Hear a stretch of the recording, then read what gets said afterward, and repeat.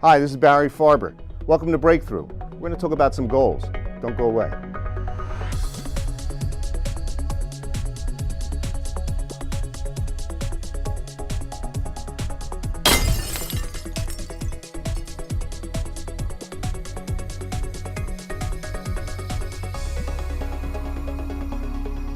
What makes a great leader? When you look at great leaders, you will find a common trait that most of them have, and that is the ability to serve the people around them well. Strong leaders have an uncanny ability to tune into their followers' needs. It is said that our rewards in life are in direct proportion to our service. William Danforth, the founder of Ralston Purina Company, said it best: "Catch a passion for helping others, and a richer life will come back to you." A while ago, I watched a news report about an 8-year-old boy named Charlie. Charlie had a rare form of thyroid cancer. Doctors said he only had a few months to live. That advice can unfortunately become a self-fulfilling prophecy. But Charlie was a unique child. When his mother was interviewed, she told the reporter that Charlie would take his allowance money and not spend it on himself. He would go to the toy store and buy toys for all the other children in the cancer ward. When the reporter asked Charlie why he did that, his answer was, "Because it makes me feel good. Because it makes me feel good." Here's an 8-year-old with 80 years of wisdom. Maybe that attitude helped his cancer go into remission, because Charlie ended up living 4 more years and proved all those doctors wrong. The power of service and building up others around you has a powerful effect. Charlie was a leader. Charlie understood how serving others can make an impact. We're going to have someone join us who knows a little bit about leadership and the power of serving others. We'll be right back with the general manager of the New York Red Bulls. Don't go away.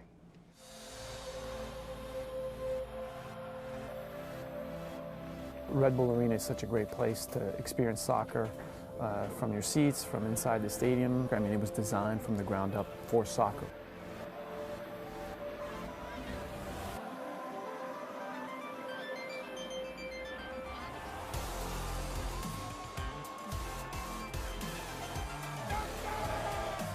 Right from the field on up, it was truly designed based on the European soccer experience.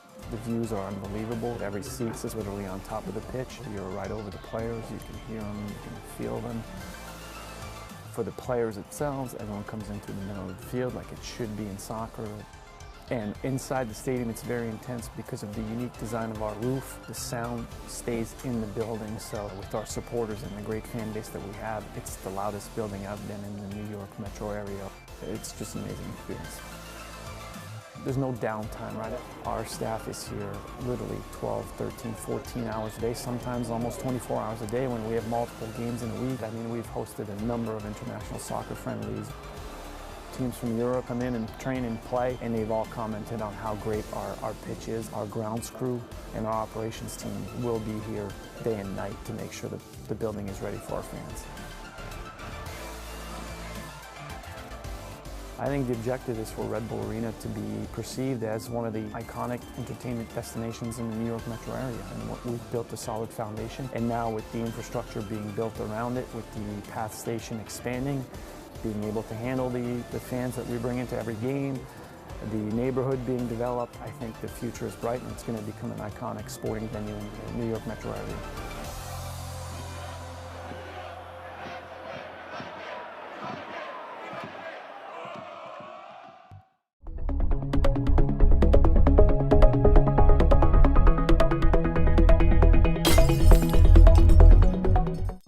It's not always easy being a dad. Do you have panda asthma too? Does that run in the family? This is the home of the most priceless kung fu artifacts. But when you make an effort, Dad, we're not supposed to touch anything. Oh, sorry. Go along, son. it's always worth it. Whoa, master! The smallest moments can have the biggest impact on a child's life. Take time to be a dad today. I am gonna get you. I'm gonna get you. Call 877-4DAD-411 or visit fatherhood.gov to learn more. As an American, it's hard to hear that we have a serious hunger issue in our country.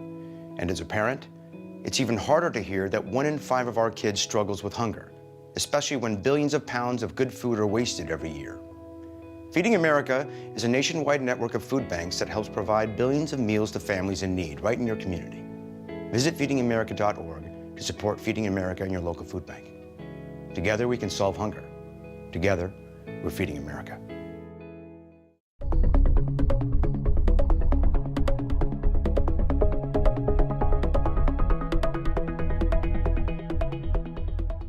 Marc de Grandpre is the general manager who oversees all aspects of the business operations for the New York Red Bulls and Red Bull Arena. He rejoined the club in April 2014 and previously served as the team's managing director from 2006 to 2008. Marc played an instrumental role for the organization in its transition from Giants Stadium to Red Bull Arena, and also helped spearhead the entry of Red Bull into North America, where he served as the director of marketing for the global brand. In 2015, he was chosen for the Major League Soccer Executive of the Year Award and held top marketing positions with international brands Kind Snacks and IMAX. Marc, thanks for coming on Breakthrough. I appreciate you coming on. Yeah. So I want to start out with this, since we talk about leadership and you managing the operations of an organization like this as a general manager. What is leadership to you? What does it mean? What are some of the key aspects? To me, it's about influencing folks, right, and doing good. As a leader, you have to influence your organization to believe in a mission of where you're going.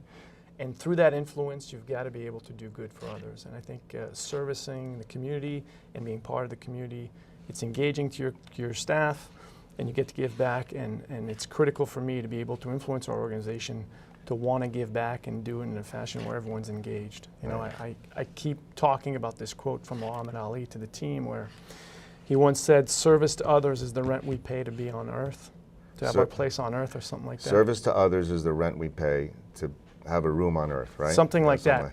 For us in the sports business, I mean, service to others is what we pay to be in this great business, a business where we're passionate about it, and every day it's fun, it's enjoyable, and we get to engage and somehow provide entertainment for folks. And sometimes when they need a change of minds, hear good news, see different things, just we provide that opportunity for fans, and I love doing that, and I love leading teams, engaging them, getting them to accomplish great things. And I think last year we really aligned the organization to be one, and we moved, mountains last year in terms of progressing the business, the operation. Our team succeeded on the field. We were the best team in the regular season. Mm-hmm. Congratulations, a lot of good success last year. Thank you. But I mean, I think to me, leadership comes down to being trustworthy, honest, transparent every day. When things aren't right, you make sure everyone knows it, and you're honest, and you move forward.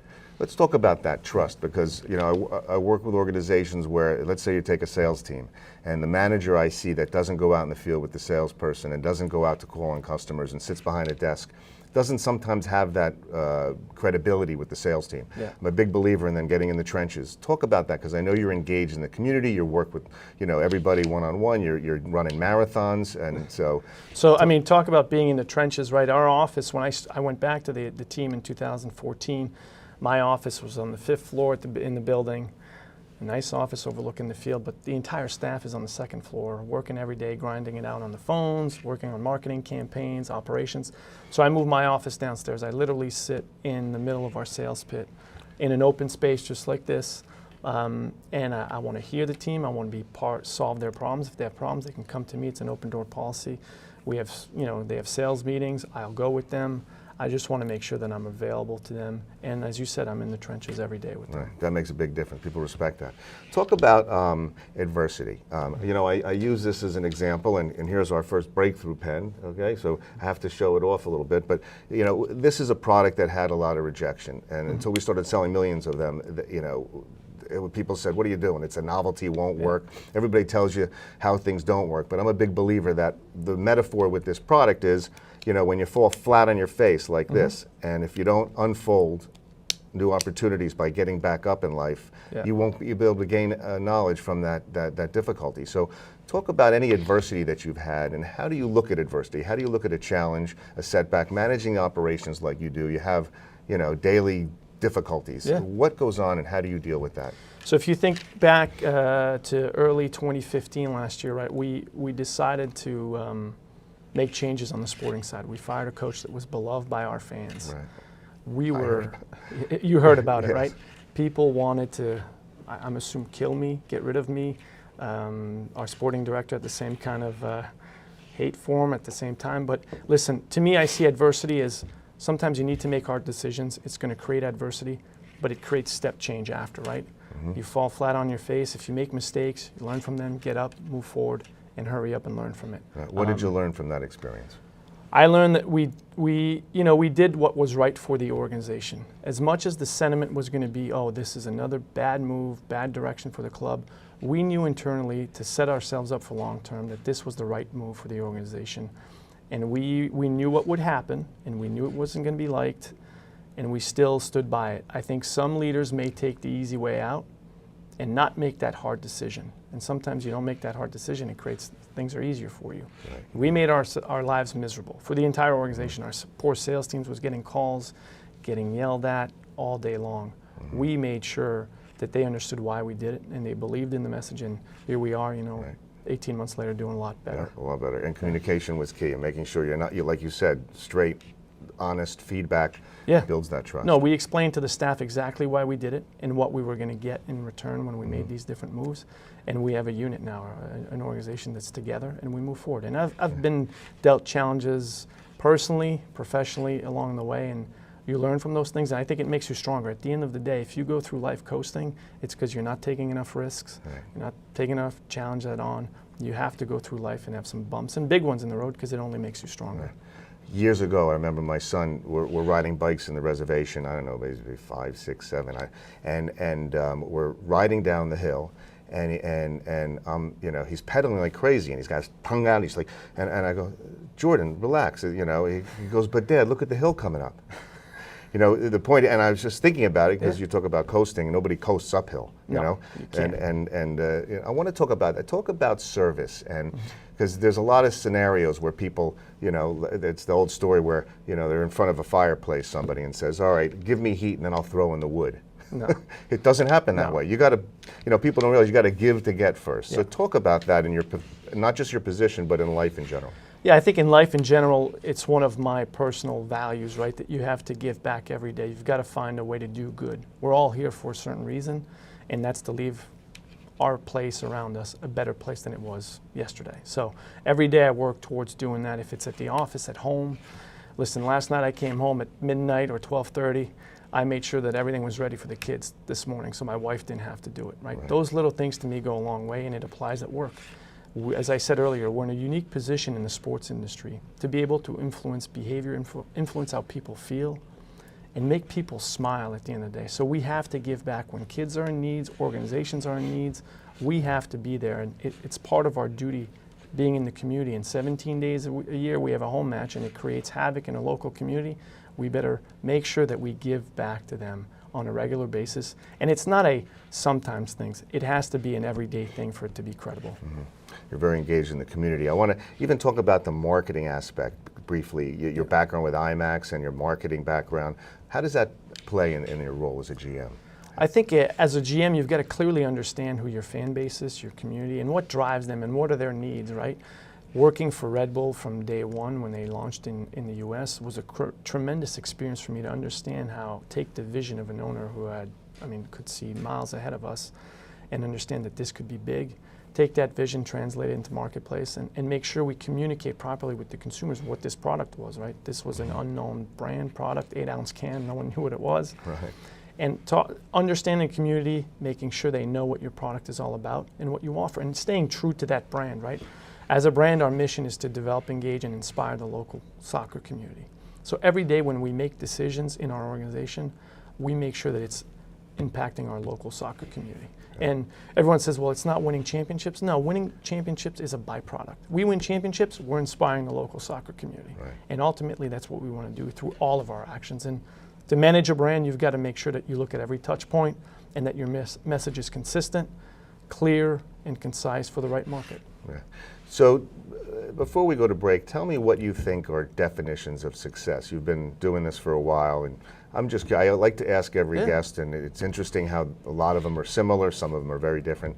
What is your definition of success? For me, it's seeing others succeed and seeing others evolve. Like, I look at my time at Red Bull, I've been there for a while, and I see a lot of the folks I hired back in 1998, 99, who are now leading the organization. That's great. So to me, that's doing the right job, developing the right talent, and always surrounding yourself with people who are smarter than you, and they end up succeeding. And that to me is how I define success. Last year, our organization did amazingly well. Right. I was only the guy at the top who got to get recognized for it, but it was the amazing work our team did, working together as a unit, doing what's right for the organization first all the time, and for the community, and I think that's success. Well, you practice what you preach. I saw when you got the Executive of the Year award for MLS, it was, you know, you thanked all your whole team, and without them, obviously. But that's a true leader, you know, somebody who knows that, you know, it's not a building left in your name, it's people who you've built afterwards that carry on, you know, your whole vision and so forth. So we're going to have a special treat for you when we come back. We're going to have, well, maybe not this segment, but stay tuned. We're going to have the Globetrotters of soccer join us and do a little demonstration. But I also, next segment, I want to get into something personal for you too. And we'll be right back. This is Barry Farber with Breakthrough, and we're with Marc de Grandpre. Don't go away.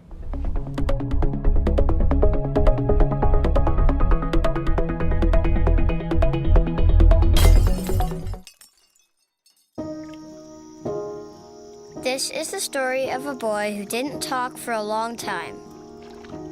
The boy liked things to always be the same. Any changes would scare and upset him. The unknown was an unfriendly place. The boy was very sensitive to lights and sounds. So he built secret hiding places where they couldn't get in. The boy didn't like looking people in the eye. He wasn't trying to be mean, it just made him feel uncomfortable. Sometimes he would flap his arms again and again. One day I found out I have something called autism. My family got me help. Slowly, I found my voice and learned all the ways I could live with it better. Early intervention can make a lifetime of difference. Learn the signs at autismspeaks.org. Todd's a great guy. I mean, look at him. What a sweetheart. Attaboy. Wait, Todd, what are you doing? How totally selfish and un-Todd-like of you. Come on, Todd. Come on, man.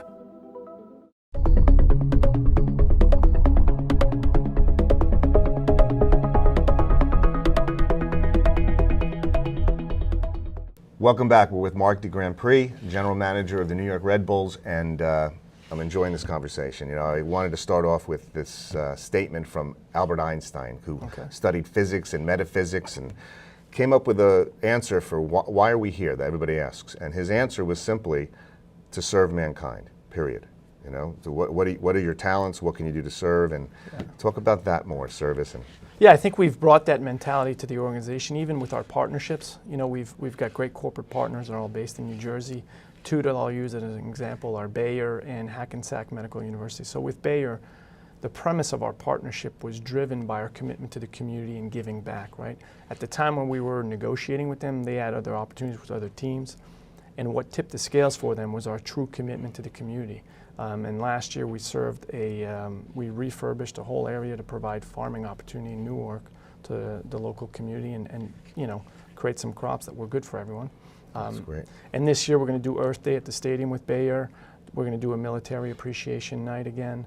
And when you look at Hackensack Medical University, we're launching a program called Tackle Kids Cancer with them, and we're going to provide some support for kids who have cancer. Our players are going to be available for them providing support. So behind every partnership we have, at the core, there's a service aspect to it and giving back to a local community. Yeah, that's great. You're very engaged in giving back, and you don't just say it, you do it. No, and even through our partners, it's clear when we meet with them that that's going to be part of the agreement. It's great partners to have. Yeah, absolutely. You've had some, you know, we talk about adversity in business, and you handle it well. Also personally, I know that, you know, reading some articles before coming on the show about your daughter, you have two children. Your daughter Julia is on the spectrum of autism. Talk about that and maybe how that's impacted your life. Yeah, you know, we have two beautiful kids. Tyler, who's a 12-year-old, who's probably the most compassionate, mature 12-year-old you've ever met. because of what he's dealing with at home. And we have our daughter Julia, who's 8, who was diagnosed on the spectrum when she was about 2.5 years old. She was bored, she had speech delays, she had low muscle tone, and she's got some processing disorders. And what she's taught us over the years is that, first of all kids have something special in them. My son, Julia, every kid out there has a unique gift, right? And that's why they're here. All diamonds in the rough. Absolutely. You know, our son is compassionate, he's got a great heart. Julia's got an ability to make us all smile. Down deep, every day you come home, she'll find a way to make you smile with her actions. And she has an amazing memory, right? She can memorize, or she can remember things that I don't even remember from 5 years ago. When she was 2 or 3 years old, she can bring back images and tell you exactly what brand of car was there, color of the house, what her friends were wearing. So she's got an ability to remember everything, which is pretty photographic unique. memory. I mean, it's amazing. I always think like when something is taken away or there's something else added. You know, you find somebody who has maybe a deficiency somewhere else, but has an ability or a skill or something. Because I really was impressed. You know, the one article I read about her running on the field and hugging the players, and she's all, you know, her attitude is tremendous. You wish all kids were like that. You know? She has a great attitude, and I think she also, you know, she loves being around the team. The players have welcomed her. They welcome my son also and the whole family. Nice. But she works so hard every day. She teaches my wife and I. When we think we're working hard or we're dealing with tough issues, she's in school, and obviously she's very, you know, programmed every day from 8 a.m. to 3 o'clock. She comes home, then we have therapists in the house who are basically part of our family now, who help her work on her motor skills, her speech, and her social skills all day long. The only day she truly has off is on Sundays. And she's got the perseverance of a world champion. I mean, she does not give up. She knows that on Saturday morning she goes to see Miss Michelle, who's amazing, and it's speech therapy, and she works on her speech that morning. And it's just amazing to see the group of folks who come together. And oftentimes, listen, Julia's not has some behavioral issues. She can, you know, injure folks. She's injured folks. And these people stay committed, stay passionate about helping her progress, and she's committed, and she has the heart of a lion at the end of the day. It's Seems like it's given back to you too, you know, oh, yeah. in different ways. She's taught me many lessons. What could you talk about, tell the parents watching who might have the same situation? And, you know, also sometimes we pay a lot of attention to that and maybe disregard the other child. I don't know, maybe any message you want to share with them about what you've gone through? Yeah, I think, you know, all kids on the spectrums have various degrees of disabilities or challenges, I'll call them, right? It's not disabilities, it's a challenge that they'll overcome and makes them unique. We've got to make sure we balance time, right? With our son, we've got to make sure that we give him his own time, his own opportunity to be alone with us, because oftentimes we're always looking after Julia. So my wife and I make time to spend time. If it's her with him on a weekend, she'll spend a couple of hours with him away from the house, and he has time to talk to us, decompress. And we've balanced our schedule so we always make time for him alone, where he's not, I don't want to call it a burden, but he's not influenced by Julia's behavior. And he can have us fully committed to him. And it's important because we've seen him, as I said, he's matured, he's more compassionate than any other 12-year-old. He takes care of his sister, he's really good. That's nice. But also he needs to be a child, and that's what we're worried about, is him losing some of that spirit that a 12-year-old should have because he's matured too fast. So we're always looking to bring him back and let him be a child. Yeah. I appreciate you sharing that. I really do. It's good for people to hear, and maybe they're going through it. And I think you're committed to a lot of different organizations that help that. Autism Month in April is a big month, and you know, it's nice. On April 9th, we're going to have Autism Awareness Night for our game. We have a game at the stadium where we're going to provide an environment for kids who are on the spectrum. We're going to lower the PA system. We're going to have a designated quiet zone for the kids. If they get overwhelmed by the stimulation in the stadium or the noise, their parents can take them there so they can relax and hopefully decompress. That's great. We're training all our staff, from our security staff, food and beverage staff, how to interact with individuals on the spectrum. And we know we have many fans who are on the spectrum who have come by. And right now I know we're talking to one young adult who's on the spectrum. Hopefully we'll be able to bring him on board and work for us part-time at the stadium. You're doing something that a lot of companies and organizations don't do. I think that's great, the way you're doing that, customizing that and having the sound come down. And yeah, it's part of giving them a great experience, not just saying we're going to support autism awareness and we're going to give back. It's really providing an immersive experience that's going to be good for those kids, and hopefully they'll enjoy it. And it gives their parents, again, 2 hours of normalcy, hopefully, where they can come with their other kids, enjoy a match, and know that their kids are going to have an area where they can go relax if things don't go so well. That's great. We're going to come back with something a little different, right? We're going to have the Globetrotters of soccer demonstrate. Yes. You know, these are two gentlemen that travel with your team, and we're going to see how they, we'll see how we hit goals. All right? The best in the business. The best in the business, Absolutely. in the country. They're in all the different news stations around the world, and we'll be right back. This is Barry Farber with Marc de Grandpre. Don't go away.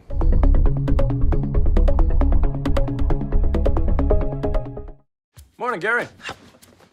We are GetSchooled.com. You want a college education, don't you? You know you do. Yeah, but I don't know where to start. That's why we're here. We're free, handsome, I think we're breathtaking.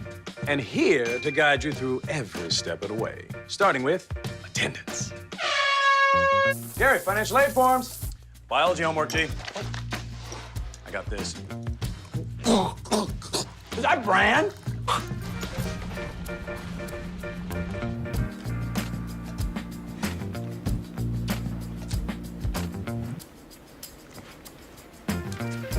Colleges love extracurricular activities. Chess really isn't my thing. I got this. Doesn't matter. Go ahead. Picking a college, man. You and us go together like tacos and Tuesday. And I love tacos. Fire and ice. Those don't really go together. Go to GetSchooled.com for more info.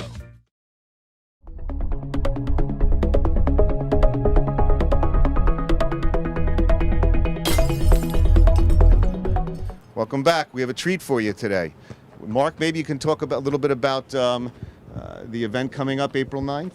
Yeah, so on April 9th, again, we have Autism Awareness Night, where we're going to provide a safe environment for kids on the spectrum. There's still tickets available, and all the proceeds will go to Autism Speak, a local organization who works with kids on the spectrum. And here today, we have our world-famous Red Bull Street team here demonstrating their great skills with the ball. We have Juan and David, the one and only New York Red Bull Street team. Let's see what's happening here.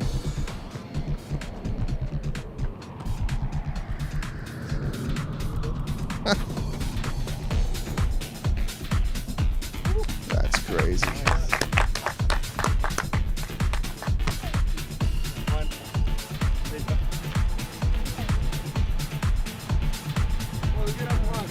Let's go.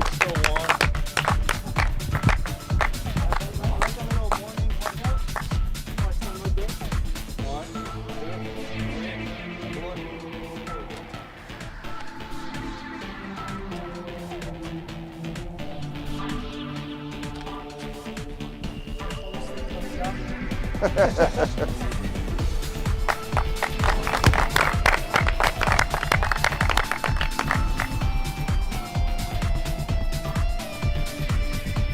crazy.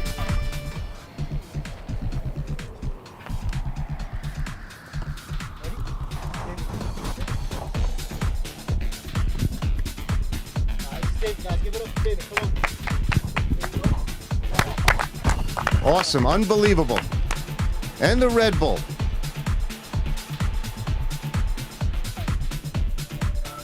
There it is. Nice job. Nice job. Hey, Mark, thank you very much. It was a pleasure. Really enjoyed this. Thank you. Guys, thanks a lot. Appreciate you coming on. All right. Nice job. Thank you. All right. We'll see you next time. This is Breakthrough. Take care.